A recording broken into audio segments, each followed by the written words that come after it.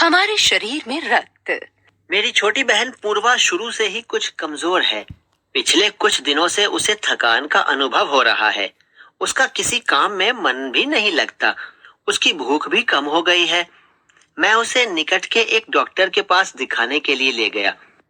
Doctor ने उसकी सामान्य रूप से जांच की तो कहा, लगता है पूर्वा के शरीर में रक्त की कमी हो गई है। लैब में रक्त की जांच कराकर देख लेते हैं, तभी सही इलाज शुरू हो सकेगा। यह कहकर उन्होंने निकट की पैथ लैब में रक्त की जांच के लिए भेज दिया। वहां की नर्स मेरी परिचित निकली। वह देखते ही बोली, कहो धवल, कैसे आना हुआ? मैंने उसे बताया कि डॉक्टर रवि गुप्ता ने पूर्वा के खून की जांच के लिए आपके पास भिजवाया है। इतना सुनते ही नर्स ने पूर्वा की उंगली से रक्त की कुछ बूंदें लेकर एक शीशी में डाल दी और कुछ एक स्लाइड पर लगा दी। फिर बोली, धवल, तुम साय 7 बजे आकर रिपोर्ट ले जाना। सायंकाल जब मैं पूर्वा के रक्त की जांच रिपोर्ट लेने गया, तब नर्स ने मुझे रिपोर्ट देते हुए कहा, धवल, पूर्वा को एनीमिया है। चिंता की कोई बात नहीं, कुछ दिन दवा लेने पर पूर्वा बिल्कुल ठीक हो जाएगी। मैंने जिज्ञासावश नर्स से कहा, सिस्टर, एक सवाल पूछूं? हाँ हाँ, क्यों नहीं। नर्स ने कहा, अनीमिया से आपका क्या मतलब है सिस्टर? मैंने पूछा। यह जानने के लिए तुम्हें रक्त के बारे में जानना होगा, नर्स ने कहा। फिर वह बोली, धवल, देखने में रक्त लाल द्रव के समान दिखाई देता है। यदि इसे हम सूक्ष्मदर्शी यंत्र के द्वारा देखें तो यह भानुमति के पिटारे से कम नहीं है। मोटे तौर पर इसके 2 भाग होते हैं। एक वह भाग जो तरल है, इसे हम प्लाज्मा कहते हैं। दूसरा वह जिसमें छोटे बड़े कई तरह के कण होते हैं, कुछ लाल, कुछ सफेद और कुछ ऐसे जिनका कोई रंग नहीं। इन्हें प्लेटलेट्स कहा जाता है। ये कण प्लाज्मा में तैरते रहते हैं।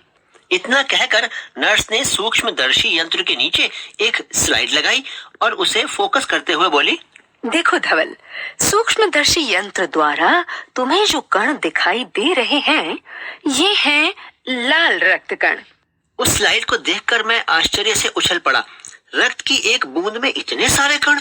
इन्हें देखकर तो ऐसा लग रहा है मानो छोटी छोटी बालूशाही रख दी गई हो। नर्स ने बताया, एक बूंद में इनकी संख्या लाखों में होती है। यदि हम 1 मिलीमीटर रक्त लें तो इसमें हमें 40 से 55 लाख कण मिलेंगे। इनके कारण ही हमें रक्त लाल रंग का नजर आता है। ये कण हमारे शरीर के लिए दिन रात काम करते रहते हैं। सांस लेने में तुम्हें साफ हवा से ऑक्सीजन मिलती है। उसे शरीर के हर हिस्से में पहुंचाने का काम इन कणों का ही है।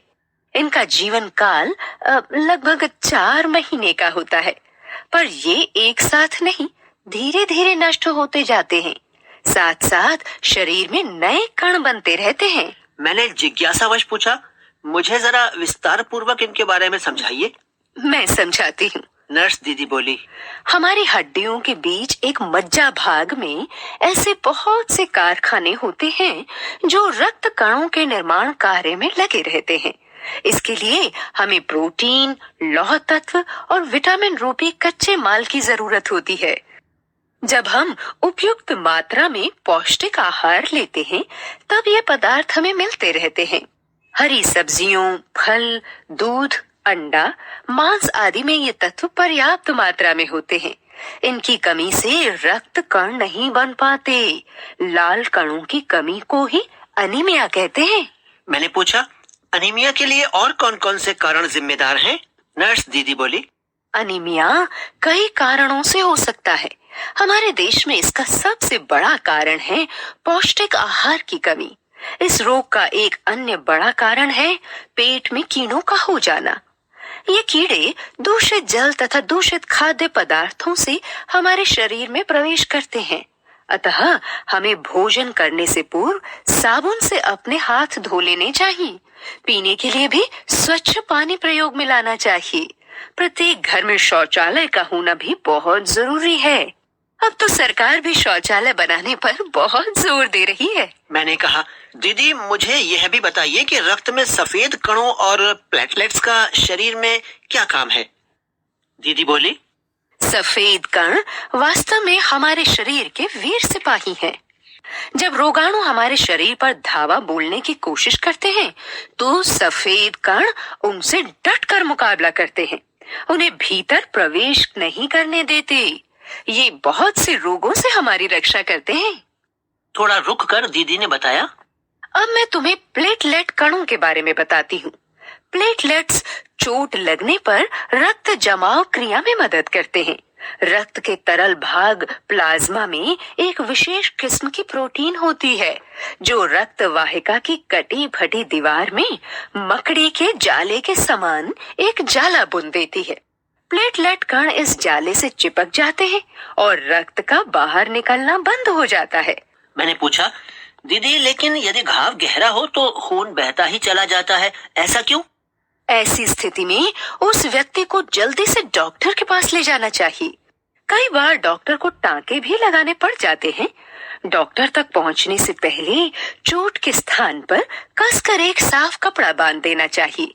अधिक रक्त बहने पर कई बार खून चढ़ाने की भी जरूरत पड़ सकती है। दीदी ने मुझे समझाते हुए कहा, यह खून कहाँ से आता है? प्रायः सभी बड़े अस्पतालों में ब्लड बैंक बने हुए हैं। लोग रक्तदान करते रहते हैं। ब्लड बैंक में हर किस्म के रक्त समूह का भंडार सुरक्षित रखा जाता है। मैंने पूछा, दीदी क्या मैं रक्तदान कर सकता हूँ? दीदी ने बताया, अभी नहीं। तुम छोटे हो। 18 वर्ष से अधिक उम्र का प्रत्येक स्वस्थ व्यक्ति रक्तदान कर सकता है। यह एक परोपकार का काम है। हमारे शरीर में लगभग 5 लीटर खून रहता है।